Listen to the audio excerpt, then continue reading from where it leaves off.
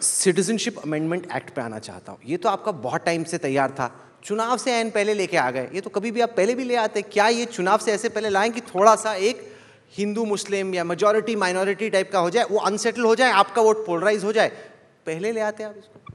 ऐसा है राहुल जी, आप मुझे लगता है लेजिस्लेटिव प्रोसीजर को ढंग से स्टडी ही नहीं करते हो।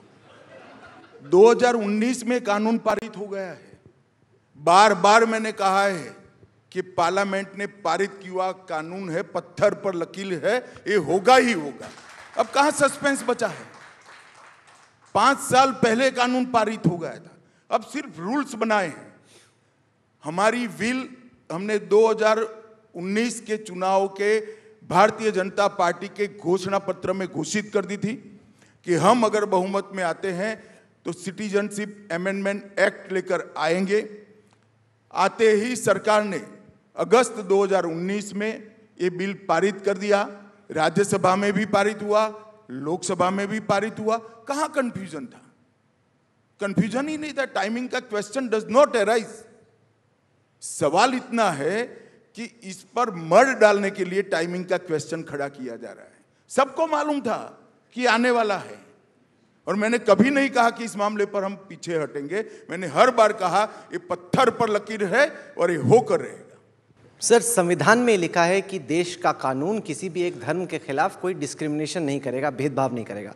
सवाल ये पूछा जा रहा है कि अगर क्रिश्चियंस आ सकते हैं, पारसी आ सकते हैं, एक सेकंड, हिंदू आ सकते हैं, राहुल, सिख आ सकते हैं। ये आपका अपना सवाल है या विपक्ष के लोगों का? ये स्पष्ट करो। दोनों का। तो मुस्लिम पर्सनल लॉ क्या है? नहीं, मेरा सवाल का सुन लीजिए। पहले मेरे सवाल का जवाब दो ना भैया। मुस्लिम पर्सनल लॉ क्या है? आप नहीं समर्थन करते हो? मैं तो यूसीसी का समर्थक हूं, एकदम यूसीसी होना चाहिए। तो ओवैसी को भी पूछो। धर्म के आधार पर कानून नहीं होना चाहिए, वो कहने वाले मुस्लिम पर्सनल लॉ का समर्थन करते हैं।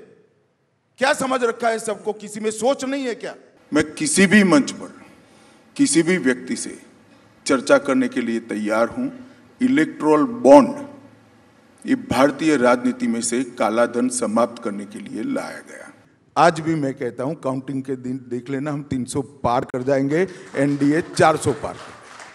देखिए, चंद्रा बाबू जी को अलायंस से हमने नहीं निकाला था। उन्होंने तय किया था कि हम एनडीए के साथ नहीं रहेंगे, वो उनका फैसला था। तो वो 450 बोले चलो। ना तुम मानोगे, ना जनता मानेगी, ना कांग्रेसी मानेंगे। बोलने से कुछ नहीं होता है राहुल जी, बैकग्राउंड होता है। हमारे पास 10 साल का ट्रैक रिकॉर्ड है और अगले 25 साल का एजेंडा है। महान भारत की रचना का एजेंडा है, इसलिए जनता हमारा विश्वास कर रही है। बोलने से सीटें नहीं आती।